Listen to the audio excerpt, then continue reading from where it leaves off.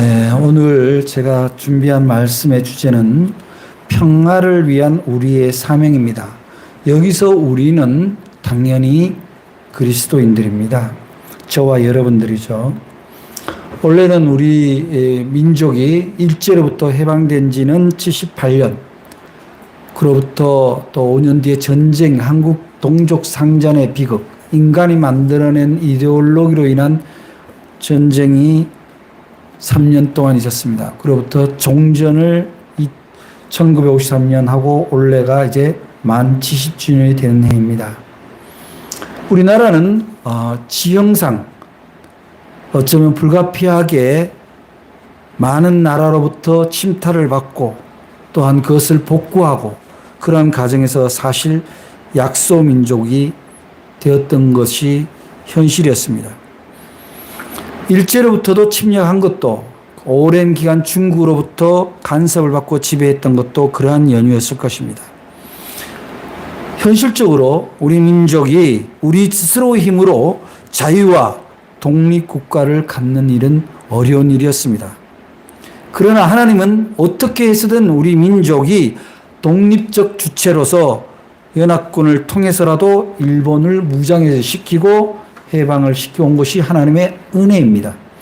그것은 연합군의 공로를 하나님이 칭송하자함이 아니라 대한민국이라는 국가가 독립국가로서 유지하는 것이 하나님의 뜻이었기 때문입니다. 그러나 우리 민족은 분단이라는 비극으로 같은 동족끼리 칼을 갈고 서로 원수를 맺고 죽이고 살아가야 되는 분단의 아픔을 80년 가까이 가져왔습니다. 지금 이 민족의 최대의 가제는 무엇이겠습니까? 핵을 만들어서 서로를 위협하는 일이겠습니까? 성경대로 칼을 쳐서 보습을 만든 날이 속히 오는 날이 우리의 소망이고 가제입니다. 우리 민족이 바로 평화로서 하나 되는 것이 최대의 소망인 것입니다. 통일은 단순히 정치적 화합을 의미하거나 어떤 권력자 한 사람을 만드는 일이 아니라 이 인류 사회에 있어서 평화가 무엇인지를 증거하는 굉장히 중요한 가업이기도 합니다. 하나님은 우리 대한민국이 어쩌면 제2의 이스라엘로서 거룩한 백성, 즉 성민이 되고 하나님의 뜻을 이루어가는 선진 민족이 되기를 원하고 계신다고 생각합니다. 그래서 우리 기독교 안에는 반드시 평화와 통일에 대한 신학의 성찰이 있어야 된다고 저는 늘 생각해 왔습니다. 왜냐? 그것은 민족의 생존일 뿐만 아니라 인류에게 평화의 가업을 보여주는 중요한 메시지가 되기 때문입니다. 우리 민족이 전쟁의 칼을 녹여서 생존의 모습을 보여주고 또한 그러한 생존의 모습을 통해서 인류 평화가 어느 방향으로 가야 한다는 것을 보여줘야 될 책무가 우리 민족에게 있습니다. 그럼에도 불구하고 작금의 현실은 분단을 더욱 공고히 하고 동족끼리 총을 겨누는 일이 더욱 심화되고 있다는 사실입니다. 그렇다면 우리 민족이 왜 평화와 통일된 하나됨을 이루어야 할까요? 그것은 첫째, 민족의 생존이 유지되기 위해서입니다. 하나님은 바벨탑을 무너뜨릴 때 언어별로 하나의 민족을 만들어 주셨습니다. 언어별로 만들었다는 것은 같은 언어를 쓰는 자끼리 민족 자결의 원칙에 의하여 스스로 독창성 있고 독립적인 공동체를 이루는 것이 하나님의 뜻이기 때문입니다. 특별히 제국주의가 돼서 언어가 다른 국가나 민족이 약소한 민족을 지배하는 일이 바로 하나님을 배척하는 일이 된다는 겁니다. 우리가 기억하기에 요즘에 교육을 잘 하는지 모르겠습니다만은 1950년에 발생하여 1953년에 종전한 6.25는 무려 500만 명의 희생자가 있었다고 합니다. 이 전쟁이 오늘에 만약에 다시 발발한다면 500만 명이 아니라 그것의 10배, 즉 이 민족이 그대로 공멸할 수밖에 없는 전쟁이 되리라는 위험이 있기 때문에 우리는 우리의 생존을 위해서 평화를 위해 기도해야 되고, 그리고 위정자에게 그것을 요구해야 된다는 겁니다. 두 번째는 우리 민족이 하나님이 택한 거룩한 민족으로서 인류 사회에 앞서가는 문명 국가가 되기 위함입니다. 우리는 그야말로 남북이 하나로 적어도 정치적 통합 이전이라도 문화적, 경제적, 사회적 통합을 이루어야 되는 이유는 양쪽의 군사비가 무려 10조 원을 넘게 쓰고 있다는 사실입니다. 이 10조 원이 150불, 160불이 억불이 넘는 어마어마한 돈입니다. 연간 160억 불을 쓰게 되면은 그 돈을 만약에 남북 양 체제의 복지에 쓴다고 한다면은 우리나라는 그야말로 복지 선진 국가가 될 수밖에 없을 것입니다. 세 번째, 우리나라가 평화와 하나됨을 추구해야 되는 것은 바로 앞서 말씀드린 대로 한 언어를 쓰는 민족의 주체성, 하나님의 뜻을 따라서 독창성 있는 민족을 이루기 위해서입니다. 민족의 주체성을 잃어버렸을 때 우리 민족의 일원들이, 결여들이 얼마나 핍박당하고 어려움을 겪었는지 우리는 너무나 잘 알고 있습니다. 조선시대를 내려올 때 중국의 반지배를 받았고 그것을 독립시켜 준다는 명분하에 일제의 침탈이 있었고 일제의 지배가 있었습니다. 그것이 끝난 다음에 미국의 중심으로 이루어진 연합군은 한반도를 지배하였습니다. 북한은 중국과 러시아가 거의 영향을 끼치게 되어서 결국 우리 주체성이 아닌 양쪽의 강대국의 체제 하에 흡수되었다고 볼 수 있는 겁니다. 민족의 주체성이 우리에게 과연 지금도 살아있나 돌아보면 참담하기 이를 데가 없습니다. 어저께 뉴스를 접했습니다. 대한민국 육군 사관학교의 정문에 있었던 독립지사들의 독립군의 그 흉상을 육군 사관학교 측이 철거를 한다고 들었습니다. 그 철거 이유가 너무나 가당하지 않습니다. 한미 동맹을 살리는 방향으로 공원을 조성하겠다. 대한민국의 자주국방의 의지는 없고 강대국을 의지하는 군인을 장성을 키우겠다라는 장교를 키우겠다라는 그런 발상이 현재 대한민국의 주체성의 모습입니다.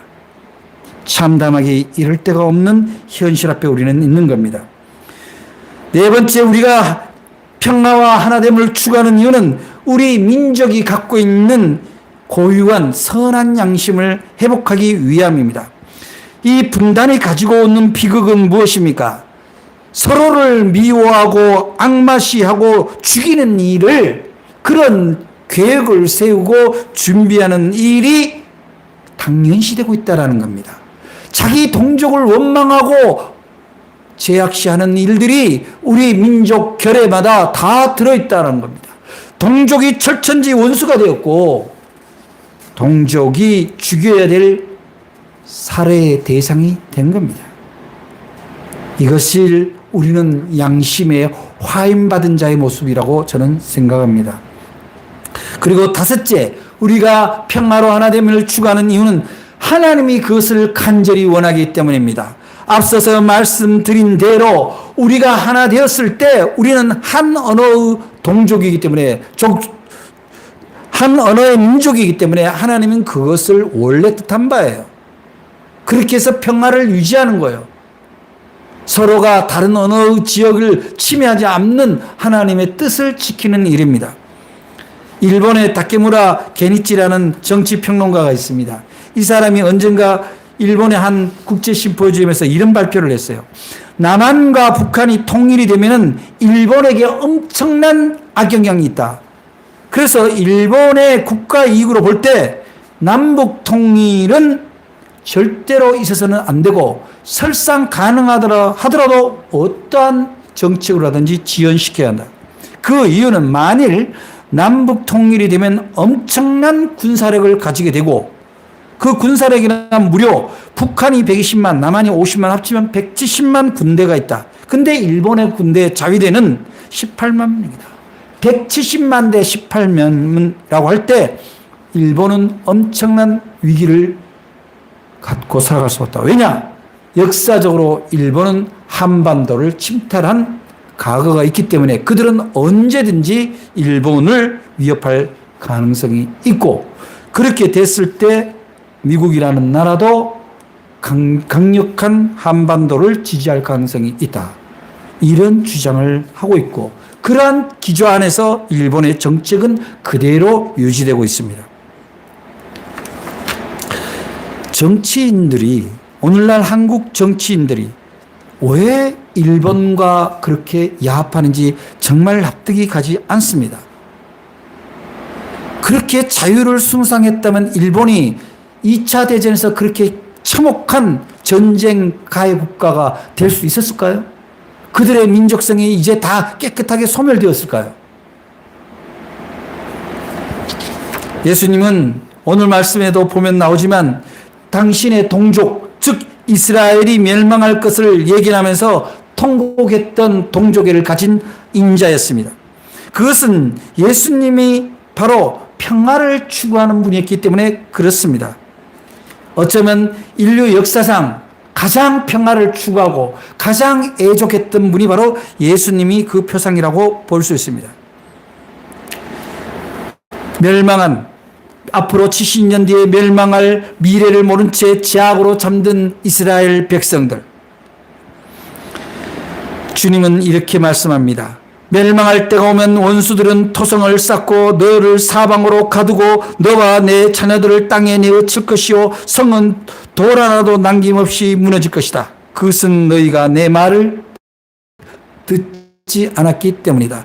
오늘날의 우리 한반도를 보면은 북쪽으로는 중국과 러시아, 남쪽으로는 일본과 미국이 마치 우리를 둘러싸고 있는 그런 형국입니다. 그야말로 평화의 성이 되어야 될 이 제2의 예루살렘 한반도는 바로 감옥이 되고 만 거죠. 결국 이스라엘은 주님의 예언대로 70년 후에 로마의 침략으로 어린아이들은 버림받고 원수들은 토성을 쌓고 결국은 그들은 노예로 살아갈 수밖에 없었습니다. 오늘날 제2의 이스라엘로 자청하는 우리 대한민국이 거기에 예수님이 오시면 똑같이 눈물 흘리며 분노하실 것입니다. 그런데 오늘날 우리의 교회를 돌아보게 됩니다. 교회는 민족을 위해서 무엇을 추구하고 있고 어떻게 기도하고 있습니까? 아직도 100년이 지난 인간의 이데올로기를 가지고 둘을 갈라놓고 있습니다. 그러한 기도를 하고 있습니다. 여러분, 북한은 멸망의 대상이 되어야 될 대상이 아니라 회복되어야 될 대상입니다. 북한의 정치를 우리가 숭상하자는 것이 아니라 그 동족을 바라봐야 됩니다. 지금도 이분법적인 사고로 민족을 바라보는 교회들이 있다면 이 또한 예수님이 통탄할 일이라고 생각합니다.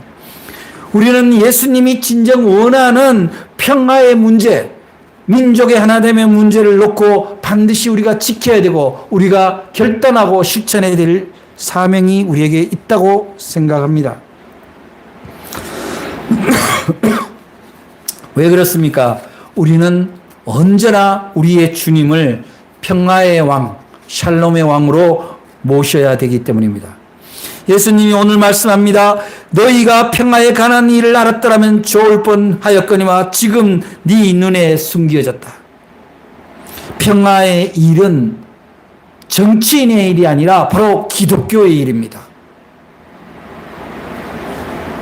일부 목사가 설교 중에 한반도도 핵무기를 만들어야 되고 미국의 전술핵을 한반도에 가져와야 된다라고 그런 정말 해서는 안 될 그런 발언을 강대상에서 하는 것을 제가 어느 유튜브 방송에서 봤습니다. 참담하기 짝이 없습니다.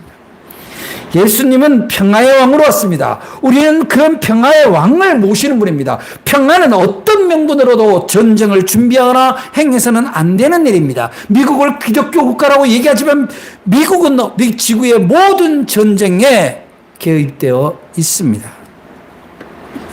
예수님이 말씀하시는 평화는 하나님과 인간, 인간과 인간, 그리고 인간과 자연의 정의로운 조화입니다. 그러므로 평화는 전쟁을 힘센 자가 힘 약한 자를 누름으로 이루어지는 것이 아니라 서로를 배려하고 기다리고 화합하는 그런 사랑으로 가능하다는 거죠. 그러한 일을 이룬 데는 바로 예수 그리스도에 대한 전적인 신뢰와 믿음, 그리고 따르고자 하는 결단이 없으면 불가능합니다. 그러니 전쟁을 추구하는 국가가 어떻게, 전쟁을 추구하는 민족이 어떻게 기독교 민족이고 국가일 수 있습니까? 예수님은 십자가에서 당신을 죽이고자 하는 원수까지 용서하고 그들의 죄를 사해달라고 기도하며 희생당하셨습니다. 사랑하는 여러분, 우리는 과연 예수를 어떤 방식으로 믿고 따르고 있습니까? 정말 우리에게는 용서의 마음이 있습니까? 오로지 승리, 어떤 수단과 방법을 쳐서라 가지고라도 이기는 것만이 모든 것에 덕이 되는, 선이 되는 그런 왜곡된 가치의 교회가 물들어 있다는 겁니다. 이렇게 위기의 민족의 앞에 우리들은 끊임없이 개인의 안위와 부요함과 자신의 명예를 위해서만 하나님께 간구하고 있지 않습니까? 과연 평화를 추구해야 될 우리 기독교 공동체가 민족의 평화를 위해서 실천하는 일이 무엇이 있습니까? 평화는 자기 희생 없이는 불가능합니다. 평화는 부르짖지 않고서는 평화가 올 수 없습니다. 따라서 우리는 예수님을 믿고 따른다라고 고백한다면 그 평화의 왕인 예수님의 사도가 되어야 되는 것은 두말할 나위가 없습니다. 평화의 사도라는 건 뭡니까? 사도는 기름 부어 부름받은 자입니다. 우리는 바로 평화를 위하여 부름받았다는 사실을 잊지 마시기 바랍니다. 우리는 다른 종파들이 갖고 있는 자신의 이익과 안위와 높아짐에 위해서 예수를 이용하는 그런 기복의 종교인이 아닙니다. 칼을 갈아서 보습을 한다라는 것은 바로 칼을 갈아서 농기구를 만든다는 거예요. 먹을거리를 만든다는 겁니다. 그 일을 위해서 베드로와 바울은 바로 자신들의 스승이자 구원자를 희생시킨 이스라엘과 로마를 원수를 갚으려 하는 것이 아니라 그들을 오히려 가슴을 통해서 평화로 갈아엎는 그런 보습을 만든 것이 바로 선교입니다. 우리는 평화로 승리해야 합니다. 우리는 정의로 이겨나가야 됩니다. 어떠한 경우에도 어느 정치적인 종파에 기속되어서 그러한 논리에 우리들의 신앙을 팔아넘길 수는 없습니다. 교회는 무엇보다도 사회 정의의 선구자가 될 때 사회 구성원으로부터 인정받을 수 있습니다. 소위 보수 교단이라고 부르시는 자들이 왜 정치적인 우익을 추구해야 되며 왜 권력을 가진 자 앞에 바른 소리를 하지 않고 그들을 위해서 오히려 충성을 하는 모습을 보이고 거기에 이익의 열매를 나누고자 하느냐, 이런 점에 대해서 우리는 반성하지 않을 수 없습니다. 이사야서 32장 17절에 정의는 평화를 가져오고 의의 결과는 영원한 평안과 안전이라고 이사야 선지자는 분명히 이야기하고 있습니다. 참 평화는 정의의 결과입니다. 바로 누군가가 불의에 의해서 희생당하지 않는 일입니다. 약하기 때문에 손해보는 일이 아닙니다. 공의로 실현되어야 될 일이 바로 정의죠. 예수님은 이 땅에 정의를 실현함으로써 평화를 이루는 그런 하나님 나라를 선포하시기 위해서 오셨습니다. 예수님께서 오늘 말씀에 보면은 성전에 들어가서 장사한 자들을 내쫓으고 그들에게 이르시되 기록된 바 내 집은 기도하는 집이 되리라 하였거늘 너희는 강도의 구렬로 만들었다. 여러분, 강도의 구렬이 된 게 무엇이겠습니까?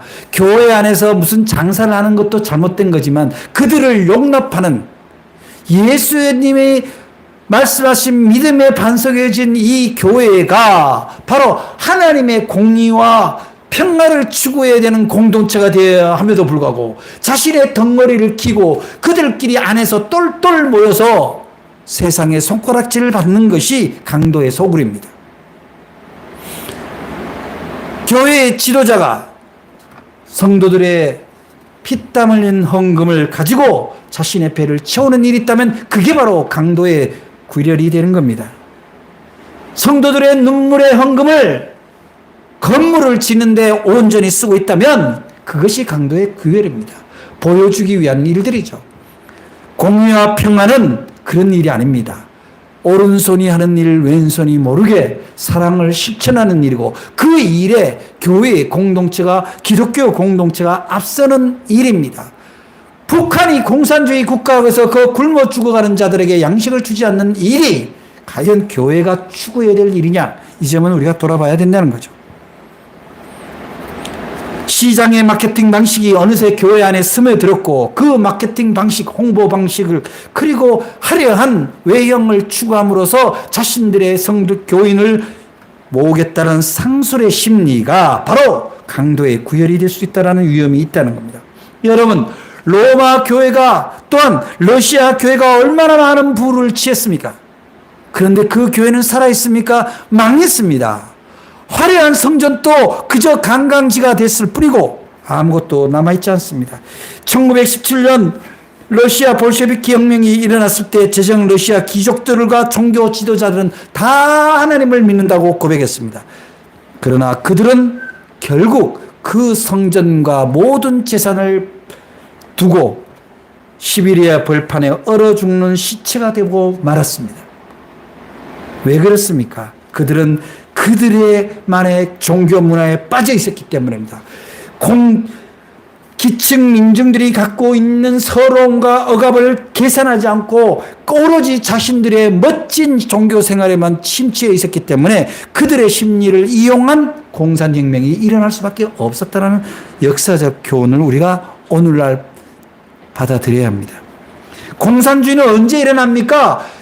불평등과 차별과 가진 자들의 억압이 있는 곳에 반드시 공산주의의 그 혁명이나 마수가 살아있습니다. 왜냐? 그들은 가난한 자들에게 그들을 너희들이 억울하다라고 부추기기 때문입니다. 오늘 우리 주님이 우리에게 주시는 경고의 음성에 귀를 기울이십시다. 너희가 평화에 관한 일을 알았더라면 좋을 뻔했거니와 지금 네 눈에 숨겨졌다. 여러분 눈에 숨겨진 게 무엇입니까? 진정한 내 동료와 교회와 민족의 평화를 바라보는 눈이 있습니까? 공의를 바라보는 눈이 있습니까? 숨겨졌다면 우리는 이스라엘이 예루살렘 성이 70년 뒤에 멸망한 것처럼 우리의 미래도 알 수 없다는 사실을 반드시 새겨야 합니다. 우리는 공산주의가 일어나지 않기 위해서라도 평화를 추구해야 되고 민족의 하나됨을 추구해야 됩니다. 그 일을 위해서 먼저 해야 될 일은 바로 저와 여러분 그리고 교회 공동체의 회개의 기도가 있어야 합니다. 개인적인 양심의 성결을 회복해야 됩니다. 우리들의 허물과 죄악을 종교의 형식으로 덮을 수가 없습니다. 몇 년 전 한국기독교협의회에서는 민족의 통일과 평화에 대한 기독교 선언이라는 이런 발표문을 한 적이 있습니다. 그 안에는 이런 내용이 있습니다. 한국 그리스도인들은 평화 통일에 대한 선언을 선포하며 분단체제 안에서 상대방에 대하여 깊고 오랜 증오와 적개심을 품어왔던 일이 우리의 죄임을 하나님께 민족 앞에 회개한다. 남북 분단으로 인하여 우리는 내 이웃을 내 몸과 같이 사랑하라는 계명을 어기는 죄를 범해왔다. 우리는 갈라진 조국 때문에 같은 피를 나눈 동족을 미워하고 죽이고 살인하였고 그 죄악을 정치와 이념의 다름으로 오히려 정당화하려는 이중의 죄를 범해왔다. 우리 그리스도인들은 외세에 의존하여 민족의 자존심을 포기하고 자주 독립 정신을 상실하는 반민족적 죄악을 범하였음을 회개한다. 이 회개는 지금 오늘 우리에게 일어나야 할 회개입니다. 우리 그리스도인들은 민족 분단의 역사적 과정 속에서도 침묵했고 면면이 이어온 자주적 민족 운동을 외면했을 뿐만 아니라 무엇보다도 그러한 분단 체제를 공고히 하려는 것에 침묵했다. 이러한 것에 대해서 우리는 회개해야 됩니다. 특별히 우리 남한의 그리스도인들은 반공 이데올로기를 종교적인 신념처럼 우상화해서 북한 공산 정권을 적대시한 나머지 북한 동포들까지 마치 악마의 자식들처럼 저주했음을 우리가 분명히 반성하고 회개해야 된다는 겁니다. 이것은 하나님의 평화의 계명, 사랑의 계명을 어긴 죄입니다. 분단에 의해 고통받고 있는 것은 남쪽뿐만 아니라 북쪽도 마찬가지입니다. 이러한 가정에 있을 때 우리는 동포를 사랑하는 일에 있어서 기도가 끊어졌다는 사실 자체가 우리는 하나님 앞에 죄를 범한 겁니다. 사랑하는 여러분, 교회는 공산주의도 아니고 시장경제주의도 아니며 자유민주주의도 더욱 아닙니다. 교회는 바로 미래의 한국은 하나님의 나라의 확장입니다. 하나님의 나라는 세상의 이데올로기가 아니라 오로지 사랑과 공의만이 작동하는 나라입니다.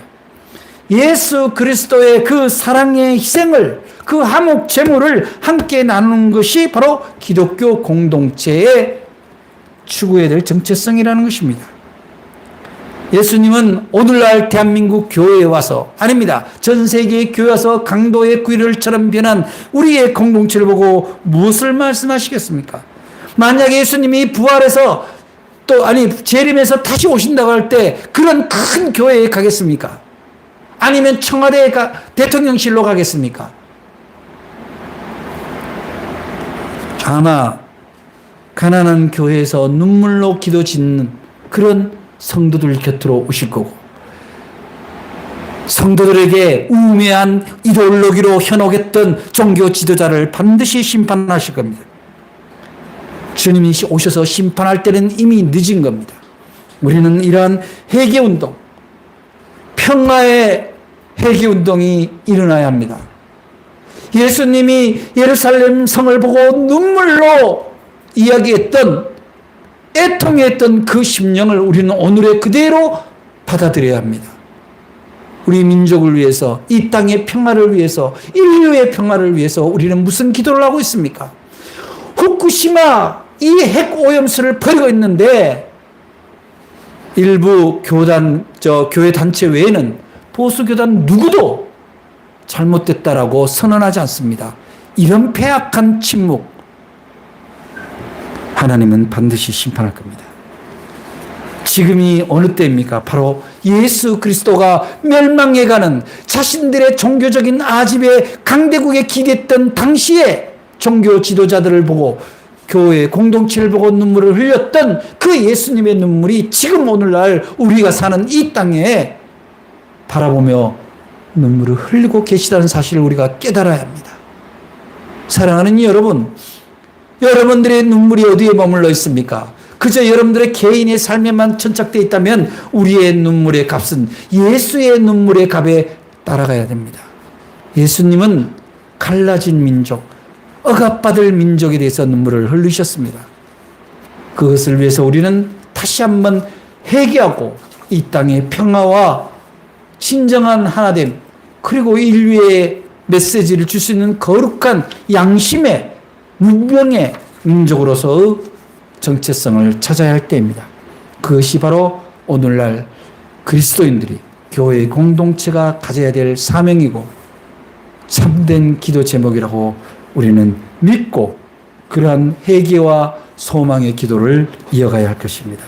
지금 오늘 이 시간으로 우리 작은 교회이지만 적어도 우리의 기도 안에, 우리의 삶 안에 공의에 대한 절대적인 신념과 삶 속에서 지키고자 하는, 그리고 민족의 평화를 위해서 날마다 기도하고 하나님의 도우심을 구하는 그런 거룩한 성결의 믿음이 여러분 안에서 다시 회복되기를 주님으로 축복합니다.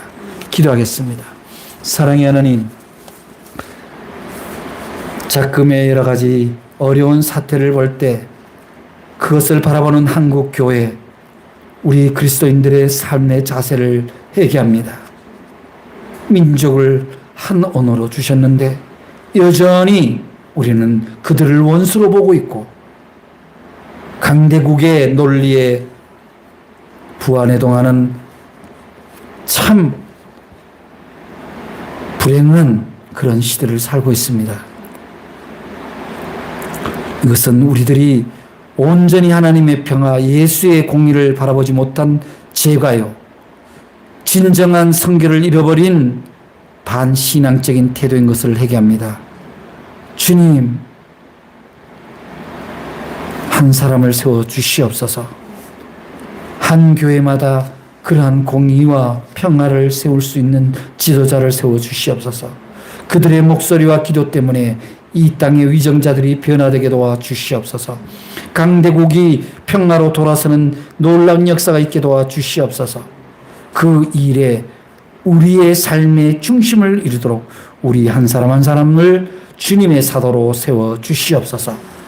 예수 그리스도 이름으로 기도드립니다. 아멘.